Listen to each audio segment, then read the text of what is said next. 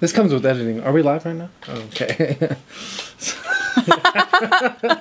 He's like, I'm just gonna make sure I'm not. This was the hugest mistake of my life coming over to their house. What did I get myself into? I've never named a snake, to be honest with you. 1, 2, 3, I don't know who else to be. 24/7, all I do is procrastinate, my lesson. Deadly Tarantula Girl coming to you from my arachnarium.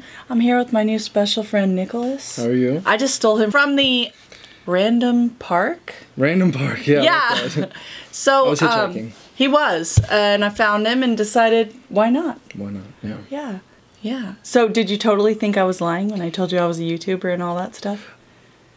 Yeah. I didn't think it was a lie, but it was You're like, okay, crazy. You don't see that around here. Definitely not. Okay. Small town Texas. Yeah. You blink and you miss it, so. There we go.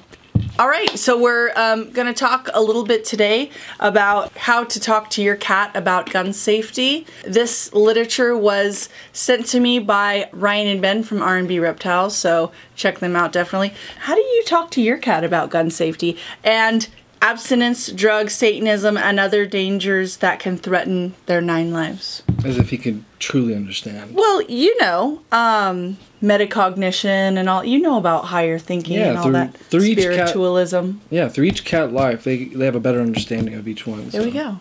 So for a cat that's maybe on their 7th life, how would you address these types of topics? Yeah, we're about 7. How many we got? 1, 2, 3, 4, 5.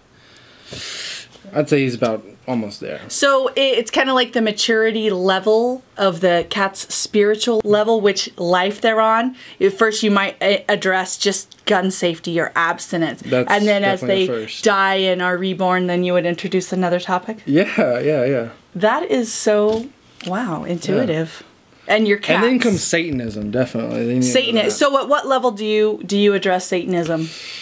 Is that like an early, like, prepubescent life? Yeah, definitely. Spirituality? Mm-hmm, for sure. There we go. All right. So, now that we've got the spiritual talk out of the way, we have a couple of seasons first tonight. So, that's very exciting. My other special guest of the evening. This comes with editing. Are we live right now? Okay. He's like, I'm just gonna make sure I'm not. This was the hugest mistake of my life coming over to their house. What did I get myself into? So this little booger was out on the acreage when we were hiking around doing a project the other night. And so this was the first snake that we found of the season. This is our first spring living in the geographic range that we're in. Very, very exciting.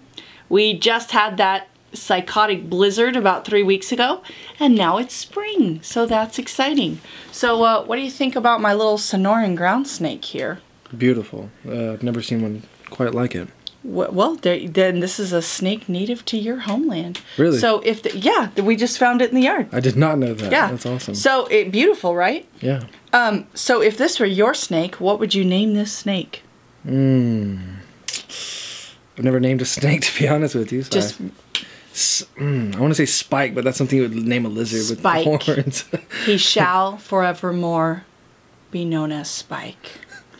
So Spike is going to be re-released in the wild in the morning when the sun comes out, but we wanted to share him with you today. What do you guys think? What would you name this dude if he was yours? Big shout out to Mr. Blaine Eaton, who's also a Texan. He lives in Devine, Texas, although he's from Anaheim, California.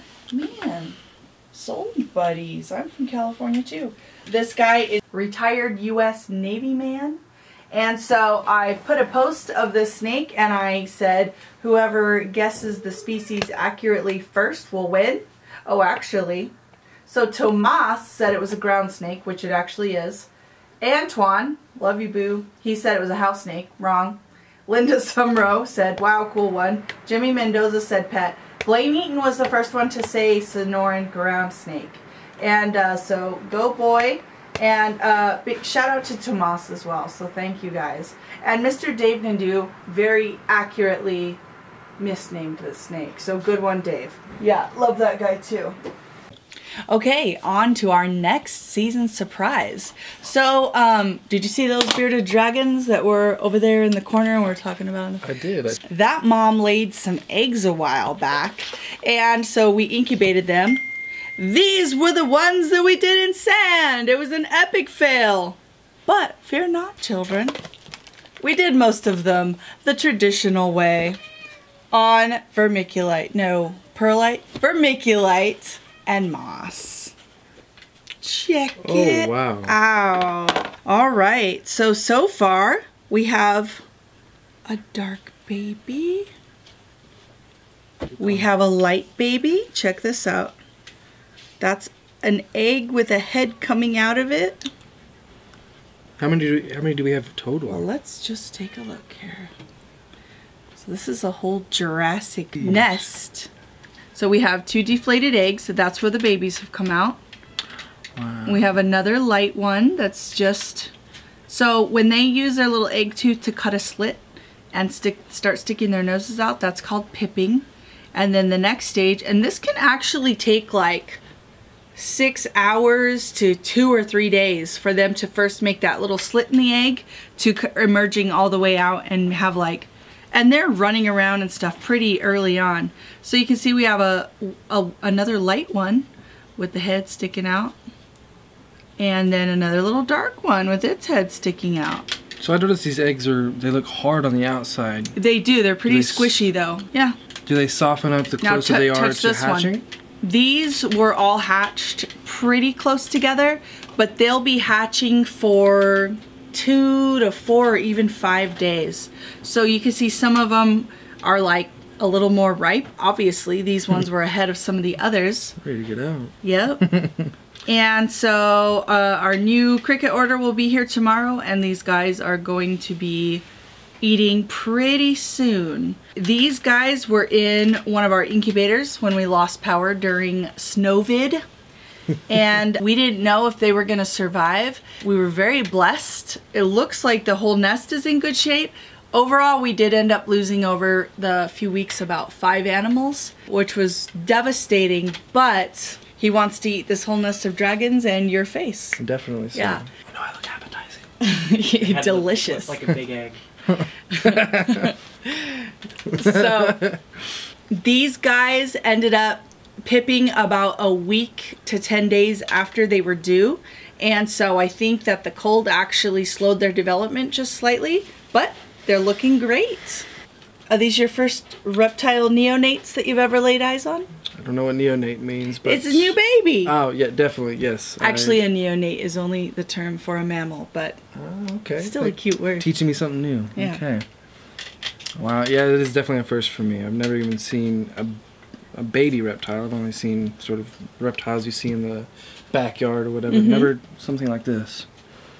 Yeah. Do they naturally like get burrowed into the ground, or is that how you place them? So actually the mothers bury them pretty deep, but some of them are a little weaker when they're first hatching out, and so we actually just nestle the eggs in the substrate a little bit so they don't roll, but they can come right out. Hence the reason the moss is there. Yeah, so it's just to covered. simulate that moisture barrier. Actually, if you want to see that, you should check out the video where I'm pulling these eggs just a few months ago. And those of you that want to see it, I'll put the link right there.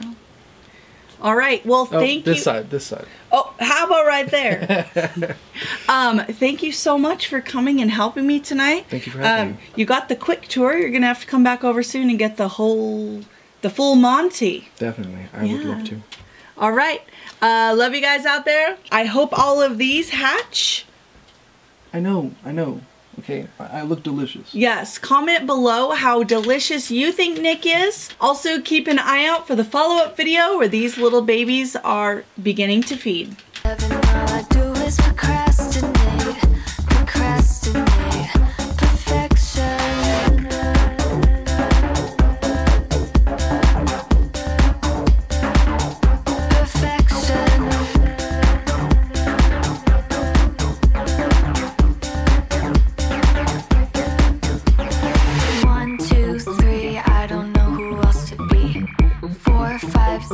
Like they say I can't be fixed. 1, 2, 3, your attention 4, 5, 6, don't let it slip. Some sort of an addiction. They all have a prediction. I think it's just some fiction.